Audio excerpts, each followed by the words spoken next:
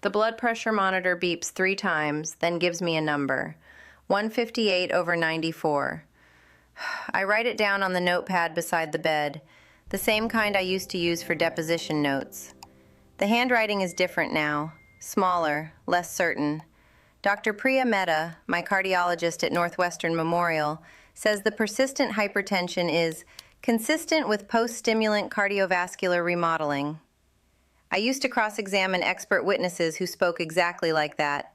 Now I write their language on a notepad beside a mattress on the floor. It's 4 in the morning. It was always 4 in the morning. When I was taking the Adderall, 4 a.m. was the gap, the 4 dead hours between the last dose and the morning ritual of starting again. Now, 5 months clean, it's simply when I wake up. Whatever the drug rewrote in my sleep architecture, it didn't rewrite it back. My name is Patricia Graves. For 22 years, I was a senior partner at Harrington, Cleary & Partners in Chicago.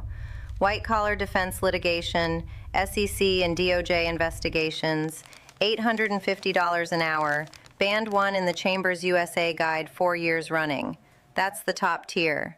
There are 7 lawyers in the entire state of Illinois in that category. I'm telling you this not because I want you to be impressed. I'm telling you because I want you to understand exactly how completely I knew better, and how completely it didn't matter. It started the way it always does, with a perfectly reasonable explanation. March 2024. I was 49 years old and I was telling myself, and genuinely believed this, that I was experiencing cognitive fog. I had read a New York Times feature about ADHD and high-achieving women on a Tuesday. On Thursday, I was in the office of Dr. Daniel Ostroff in Lincoln Park, Kevin's friend, our GP for 16 years, describing symptoms I had assembled primarily from that article. Difficulty concentrating, procrastination, mental fatigue that doesn't respond to sleep. He nodded, said adults with undiagnosed ADHD often weren't identified until midlife, said we could start conservatively. The appointment was 15 minutes. There was no neuropsychological evaluation. There was a prescription for Adderall XR 20 milligrams, once daily, filled at the Walgreens on Clark Street before I made it back to the office. The first week was the best week of work I had had in 11 years. That's not hyperbole. I billed 44 hours in 5 days. I drafted a reply brief in a complex securities case in a single afternoon, a document that would normally take me 3 days and 2 rounds of revision. I called Kevin from the office at 11 p.m., which was not unusual, but that night my voice was different. He asked if I was okay. I said I had never been better. I believed that. I want to be precise about this because precision is the only thing I have left. I was not lying to Kevin. I was not lying to myself. The drug had taken a brain that was genuinely exhausted and lit it up from the inside. Every legal argument felt crystalline. Every deposition transcript I reviewed felt like reading with new glasses. Suddenly, finally, sharp. What I did not understand and what Dr. Ostroff did not explain and what I did not ask about because I was 49 years old with a Northwestern law degree and I had just had the best work week of my decade, is that the feeling wasn't clarity. It was the illusion of clarity. And those are not the same thing. In white-collar defense, there's a doctrine called the discovery rule. The clock on a legal claim doesn't start running from the moment the harm occurs. It starts running from the moment the injured party reasonably should have discovered the harm. I explained it to clients this way. The law doesn't punish you for not knowing about a hidden harm. It only penalizes you when you had reasonable cause to look and chose not to. The day I walked out of Ostroff's office with that prescription in my hand, that was when my clock started. I was a trained legal mind receiving a Schedule II controlled substance after a 15-minute conversation with no evaluation. I knew what Adderall XR was. I knew stimulants were not benign. I knew the tolerance curve existed.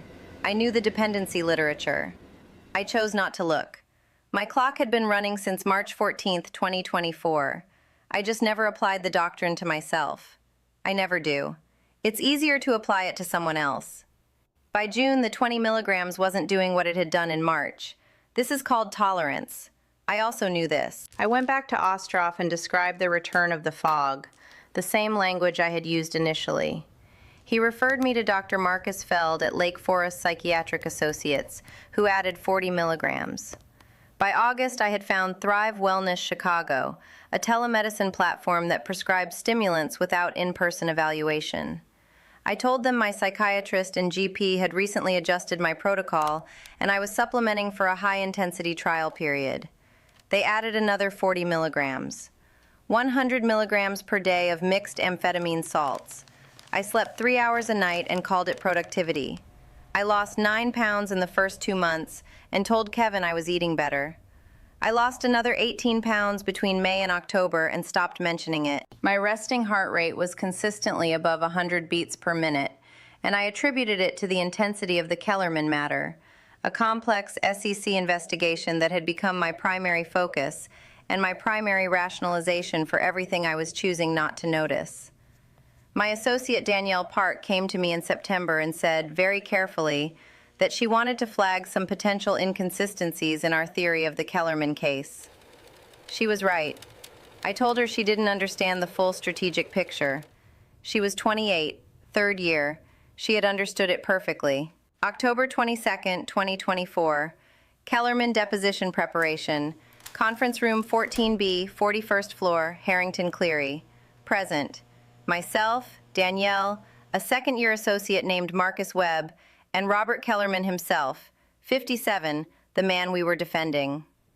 40 minutes into the session, I interrupted his preparation. I told him that his narrative about when he had learned of the internal compliance breach was inconsistent with 3 emails I had been analyzing. I told him the inconsistency was not accidental. I told him, and I know my exact words because Marcus was taking notes, that the only explanation that fits the timeline is that you've been feeding information to the government. I accused my own client of cooperating with the prosecution. Kellerman stood up. Danielle didn't move. Marcus's pen stopped. David Reinhold, the managing partner, was called.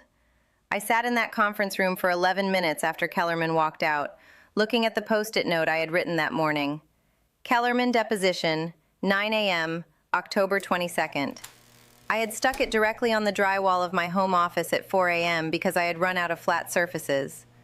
The malpractice claim came 11 days later. The ARDC notification, Illinois Attorney Registration and Disciplinary Commission, came in November. The disciplinary process is public record. It is still pending. David Reinhold sat across from me in his office on October 28th and said, "Pat, I need to know what's going on." I said, "I'm fine." I said that with a resting heart rate of 108. I said it having slept fewer than 3 hours in 4 consecutive days. I said it at 121 pounds at 5 feet 6 inches, 14 pounds below my minimum healthy weight, which I had calculated on my phone on the way to that meeting. "I'm fine," is the last thing I remember performing convincingly. I was hospitalized on November 6th. Kevin drove me. He didn't say much. He'd been watching for months and had made the calculation that speaking would only accelerate the collapse. He may have been right. I don't know. He's in Winnetka now with Nathan. Haley calls on Mondays. Sometimes we sit in silence for 10 minutes because I can't find anything that feels safe to say. I am 5 months and 18 days clean. My resting pulse is 94. Dr. Mehta monitors an incipient atrial fibrillation that may or may not resolve. My blood pressure has not come down. The concentration problems, the fog, the executive function gaps that supposedly justified the Adderall in the first place, they are clinically worse now than before March 2024. That is one of the cruelest documented patterns of stimulant dependence. The deficit you medicated returns more severe after you stop. I know this now. I would have found it in any rigorous literature review before I filled that first prescription, if I had done a rigorous literature review instead of a 15-minute appointment after reading one article. I have a Lamy Safari pen on the nightstand, cobalt blue. I bought it in 2016 to sign high-value client documents. I used it exclusively for that purpose. It has been there since November and I haven't picked it up. I don't know what I'd sign with it now. The ARDC docket number is 2024PR00347. I read the filings every morning after I take my blood pressure. The way you read a verdict you already know is coming, not hoping for a different outcome, just trying to understand the sequence of decisions that made it inevitable. I know the doctrine. I've known it for 20 years. The clock ran from the moment of reasonable discovery. I was standing right there, prescription in my hand, March 14th, 2024, And I